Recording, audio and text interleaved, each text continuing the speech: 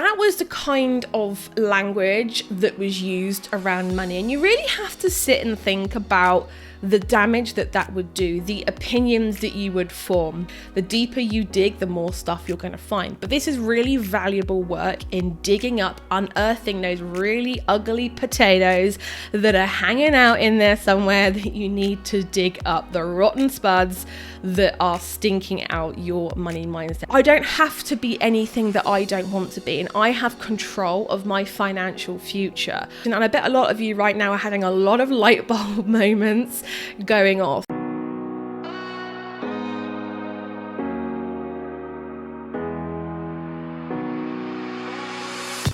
Welcome to the Handmade Bosses show. I'm Steph, and my mission is to help you start, run, and scale an online handmade business and build a creative life you love. I went from being in a 9-to-5 that I absolutely hated to running my 6-figure handmade business in less than a year. So bosses, let's help you get your amazing products out there and get the sales you deserve. Hi everyone, and welcome back to the Handmade Bosses show. So today I thought we would chat about money blocks, okay? What are they? How do they affect you? And how can you eliminate them? All right. So we all have stories that we tell ourselves about money, and a lot of the time they come from early childhood memories, trauma, anything that you were taught very early on about money. Now, don't get me wrong, they can also come from things that happen later on in life, but a lot of the really deep ingrained money stories and therefore money blocks that come from those tend to happen in very early childhood. Now, I am not an expert by any means, but all of this is just pretty well coming from my own research on the topic of money blocks. So, although these memories can possibly be many years old, possibly decades old, they do unconsciously affect us still to this day. And how they play out in our minds is, I like to think of them as a movie, all right? So think of like the last movie that you watched where it had a wealthy person in it, right?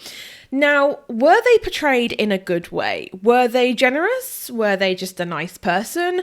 Or were they portrayed as a money-grabbing, horrific person, all right? And I often quite like to look at the money memories and the stories that we have playing out in our minds as a bit of a movie. Now, what do you do when you watch the first half an hour of a film? So you sit there and you watch it and you form a kind of opinion on the character based on what you see, based on, what they do within the movie, right? And that's kind of what our money blocks are born from. They're born from opinions and meanings that we create out of certain situations that happen either in early childhood, they can also happen in our teen years, and all that's good stuff, or rather not so good stuff, depending, right? So a very common money block for a lot of people would be something like, I'm not worthy of making the money that I want. And for me, this is definitely a money block, and it has been for quite a number of years. And I'm going to go into that in a second. But first of all, what I want you guys to really think about is think about the very last time that, again, you saw a movie with a quote unquote rich person in it, okay? And what opinion did you form of that person? Okay, it's a very good exercise to do to kind of really get your honest opinion deep down, that comes from your unconscious, that comes from the memories that you've already made about money, right? And really think about whether the movies portray them to be a good person or a bad person. Because 9 times out of 10, the sad fact is, especially with women, wealthy women being portrayed in the movies, think of the likes of The Devil Wears Prada and all those other movies, right? Think about Ugly Betty. The list could literally go on, but think about people like that. The Devil Wears Prada is probably one of my favorite ones, right? when Anne Hathaway is a poor, humble girl that, goes for this high-end fashion job, everyone likes her. She has her boyfriend, she has her friend, and all that sort of other stuff, right? The minute she becomes good at her job, she becomes a successful, wealthy woman, she loses her friends, she loses her boyfriend, and then at the end of the movie, she gives up the job, she gives up the money, she gives up the perks, and kind of just goes back to being her old self. Then voila, everything comes back to her again. So really just think about the message that movies like that send to you, right? And, again, the same can be said for the stories that we tell ourselves in our lives. And actually, movies with, and I'm using air quotes, role models like that can be found in early childhood films as well. So if any of you ever watched Cinderella, let's say, the Cinderella was poor, humble and kind, whilst the evil rich step sisters that dressed in, I guess, lovely clothes and finery and all that good stuff were rich, but they were evil and they just weren't very nice people. So what kind of money story does that tell us? In essence, from childhood, it seems that rich people are bad. And that is honestly the kind of money stories that we are told right from early childhood. So when we think of our money blocks, what immediately comes up for you? A lot of times when I say to people, what are your money blocks? They kind of just look at me blankly and say, well, I haven't got any money blocks. And the answer to that is that I'm sorry, I'm calling BS on it. We all have money stories that we are told. Now, the best way to do this is to actually think back about your very early memories around money, okay? Go through your life, starting from your earliest money memory, and then work your way through. So do that, and that would be the first step of the exercise to really combating them, is to become aware. All right. And also, whilst you're writing these down, now this could take anywhere from like 5 minutes to like 5 hours, depending on, how long you want to spend on this. But really just at the very least, have a think about the memories that invoke emotion for you around money. And also you have to write down or think about what beliefs come up from these memories. And if you can't think about it, again, let's go back to the movies. Think about the kind of conclusions you would draw from a film. If that money memory was being played out in a movie, you were sat at home watching it, what opinions would you form about all of, the whole thing that happened, right? So an example of one of my money beliefs was that I wanted a PlayStation when I was a kid for my birthday. I was a real gamer girl, absolutely, really desperately wanted one. And when I pointed it out in the shop, my dad actually said, and he got mad, he got angry, and he was like, what do you think, we're made of money? Money doesn't grow on trees. Girl, you need to understand we are poor. And that made a profound dent on my money mindset, right? Because before that, as a kid, obviously we don't know the value of things. We don't know how much things really cost. The only kind of reference that we may have is if we get pocket money, just as an example, and then our parents say that's like 50 weeks worth of pocket money. That's like 13 weeks worth of pocket money, right? But when we're kids, we don't really understand the concept of money. We just see it as we see something, we want it, can we have it? Yes or no, right? So when I heard my dad say, money doesn't grow on trees, girl, don't you know that we're poor? That really kind of made me think, okay, well, we are in that category of being poor, right? And that in my mind was our typecast. That was who we were. That was who I was. And it really just solidified that in my mind that I was always going to be poor and I didn't deserve nice things. Now, I just want to, say here that our parents may not be to blame. They probably did the best that they could, depending on, what your parents were like. But a lot of times, money blocks do come from parents. So it might even be a good idea to actually think of parents or people who are like parents to you and really think about the money blocks or the opinions that they had around money. So another one was that the language that was used in my family around rich people, friends would often, friends and family, I mean, probably a lot of people in my life when I was younger, they would see a guy driving past in a really nice car and they would be like, oh, I wonder how many people that guy had to screw over for him to get the money to pay for that car. Oh, I would use stronger words, but there might be, young ears around, right? So that was the kind of language that was used around money. And you really have to sit and think about the damage that would do, the opinions that you would form, around money. We have been having some great conversations so far on today's episode, but I've got something even more special for you. You know what it takes to be shown on page 1 on Etsy, right? Yep, you guessed it, increasing your conversion rate. My 3-step framework to skyrocket your Etsy conversion rate is my signature free masterclass. And boss, I'm saving a spot for you. Learn how to increase your conversion rate in 3 easy steps, as well as the top 3 mistakes I see Etsy shops make on a daily basis. Sign up in the show notes or head to handmadebosses.com/conversion.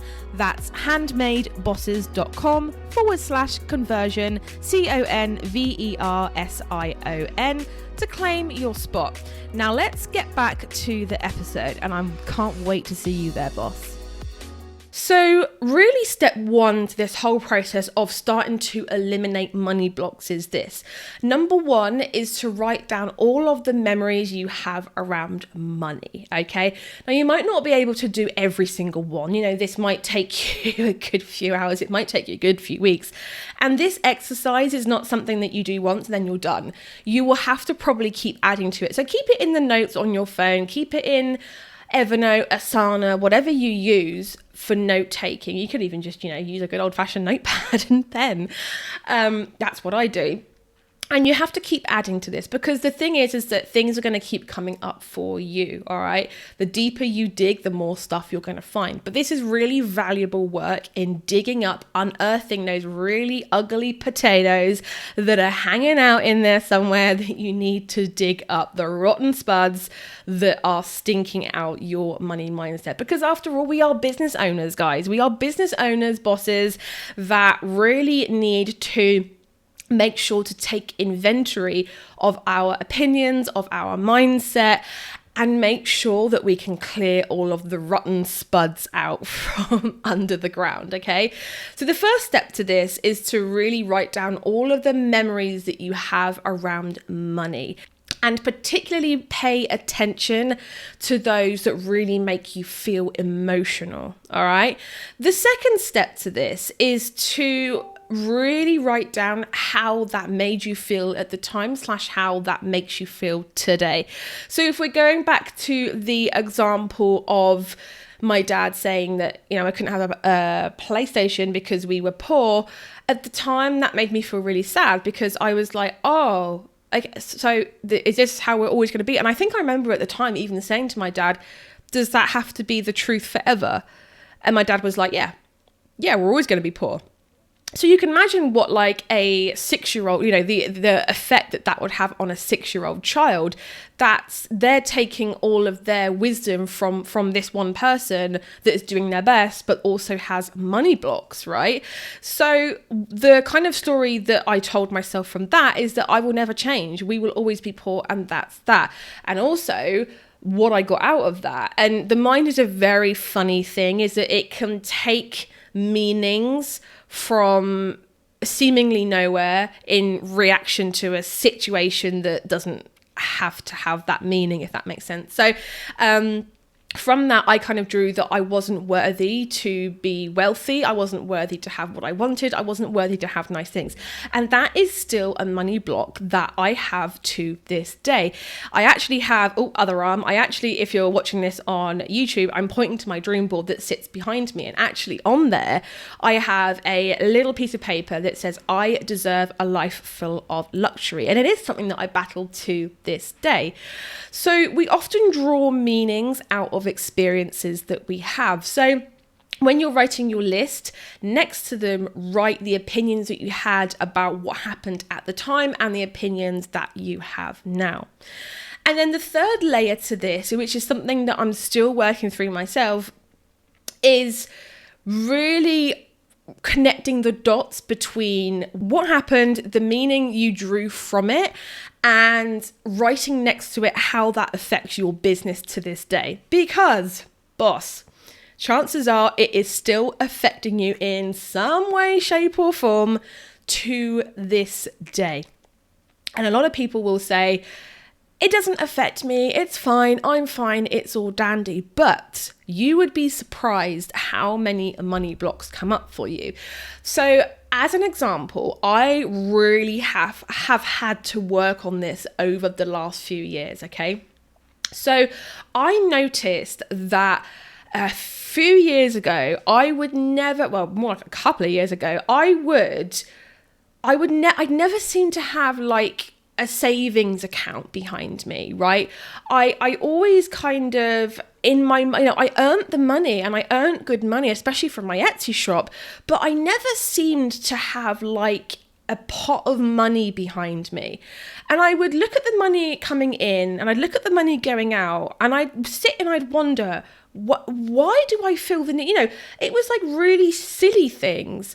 Like I spent a lot of money on buying Disney merch because, as you know, I love Disney. And I kind of really weirdly went into this almost trance-like state where I would be on my phone and I would just be buying Disney stuff. And it sounds like an absolute excuse, and I promise it's not. Because what was actually happening, what was going on behind my unconscious mind was that I was becoming obsessed with things, obsessed with buying things.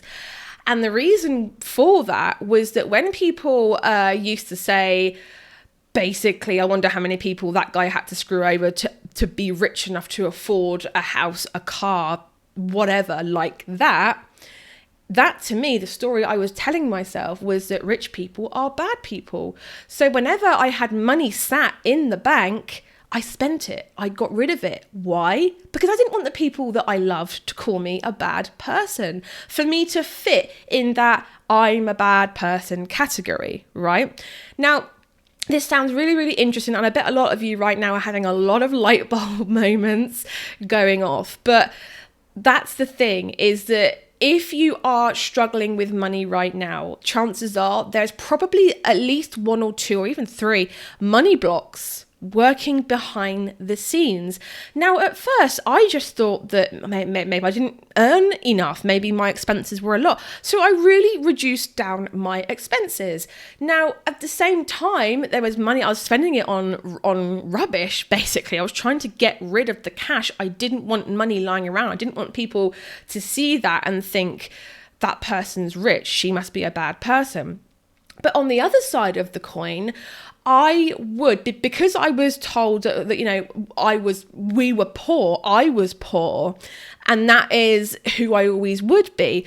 I would still be like walking around in like socks with holes in, leggings with holes in, clothes that didn't fit, and I wouldn't value myself. I mean, still to this day, to be honest with you guys, it's a money block. It is a money block that I have to work through. I will buy nice things and then immediately I feel guilt. I'll feel extreme guilt around it. I recently bought a £300 handbag, right? And it was a handbag that I've always wanted. In fact, it was on my, again, I'm pointing to my dream board. It was on my dream board for the longest time. And I bought the handbag, I used it for about 2 months, and then I had this sudden urge that came out of nowhere to stash it away, to use a different handbag. And I went back to the handbag that I've always used, which I've had for about 5 years. The gold has come off of the zip. Guys, if you know of anyone that can revamp gold plating on bags, that'd be really, really good. But I went back to using that old handbag because I had this sudden urge. And what was happening was that I was making meaning out of the comments people made to me that, oh, you can afford it. You're a rich bee. I'm not going to swear, but you're this rich person. And what that was saying to me is that my little childhood friend on my shoulder was popping up and saying, oh no, they're calling you rich. That must mean that you're a bad person. And immediately these alarm bells started going off in my head. And that's the reason why I literally stripped myself of the nice bag I bought myself. I've even sold my car. I have done that in the past where I've bought myself a new car and I've got rid of it because I felt, and here's the crux, I felt like I didn't want to be a bad person, and I felt that I didn't deserve it because I was always told that we were meant to be poor. So it does take a lot of work. Now, this has taken me a good few months of real mindset work to run through this. And I would suggest to you, boss, is to sit with a journal and just, again, the first step to this, write out the memories you have around money, whether they're good, whether they're bad. Anything that you can think of. Go back to when you're like 4 or 5 and work your way up. Look back on family pictures if you have to, and just get a inside window look at your life and the stories around money that you told yourself, okay? The second step is to write down how that made you feel and how that still makes you feel. The third step is to connect the dots between how you act now versus how, that instance, that thing that happened to you, the memory that you have, and really make sure that you connect the dots between the two. The fourth thing is to start to heal, all right? And what I did was that I just became super aware of this going on. I've just openly said to you the 2 biggest money blocks that I still struggle with up to this point. And an example of something that I did was that I started to be kind to myself because I was like, well, I'm my biggest asset. And at the moment, I'm not allowing myself nice things. I'm feeling guilty. I'm feeling like a bad person. And I needn't be, because money just makes you more of what you already are. If you're already a bad person, it's going to make you more of a bad person for sure. But if you're a nice, kind person that helps people, which I almost like to think that I am, money's just going to make me more of that. It's going to just allow me to do that more. Okay. So I really started to just replay that narrative in my mind over and over and over again. So the fourth thing was that I was just kind to myself, and I really understood that there is a money block there. I also really kept an eye out for it popping up in my life. So again, like with the handbag, I had this sudden urge to just get rid of the handbag, and you have to sit and think, where did that urge come from? Where did that urge come from? Why is it coming up for me now? Etc, etc. So you've got to be kind to yourself, because if you're going in and having a go at yourself a bit like a bull in a china shop, it's not going to do anything for you, okay? So you've really got to be kind to yourself, okay? And the next thing is just obviously to be aware and just really journal it out, write it down, identify it happening, okay? And then the very last step to this is to tell yourself the truth. Tell yourself the actual story, because now that you know that the way you feel is coming out of a memory or an instance that happened to you. So again, for example, my dad saying that we're poor. The fact of it is that he may have been joking, and he probably was, knowing my dad. He was probably just doing what he does, which is joke around a lot. But as a kid, I took it on board. That's not anyone else's fault but my own. So now what I do is that I'm like, I don't have to be put in a box, whether it's being poor, whether it's, being a certain way. I don't have to be anything that I don't want to be. And I have control of my financial future. I have control over who I want to be. So if I want to be poor, I can be poor. If I want to be rich, I can be rich. If I want to be in between, and I can be in between, I can be anything that I want to be. And you have to understand that you've had years of telling yourself, your money blocks on a daily basis. So it's going to take the same amount of work for you to undo those money blocks, okay? So it is going to be a daily practice for you. Write down a statement that you repeat to yourself whenever you're waiting in line for the post office. Whenever you can, start to repeat that statement, the opposite one to the money block story that you tell yourself, and really just be like, make sure to make a conscious effort to reprogram your mindset, to almost reprogram your brain. So bosses, I really hope that was helpful for you. I know that a lot of you have money blocks out there, and you know, it's just such a good exercise to start to do the mindset work that happens to you when you are, you know, starting to do well in business. And also just know that at different stages of business, different money blocks will be coming up for you. If you're growing quite fast, every single month you will have a different money block that will it will rear its ugly head, and you'll have to deal with it. But at the end of the day, business is a financial journey as well as a personal growth journey, and you need to pay attention to your mindset, pay attention to your mental health and mental wellness, and all in all, just get really good, just practice at helping your own mental health. And the first step is to go through the 5 steps that I have laid out for you. So guys, I really hope that was helpful. Don't forget to check out the show notes for a lot more free helpful things. Join us on Instagram, pop in the Facebook group, and I will speak to you in the next one. Bye everyone. We really hope you enjoyed today's episode. Don't forget to check the show notes for some more helpful links, and also a link to our website as well. Also, you can watch the video version of this over on our YouTube channel. Don't forget to get your free spot on our masterclass, a 3-step framework to skyrocket your Etsy conversion rate at handmadebosses.com/conversion. That's handmadebosses.com/conversion. We would also love it if you could leave us a review on iTunes, as it really helps us to reach more bosses in need. Subscribe to the show, and we will see you on the next episode.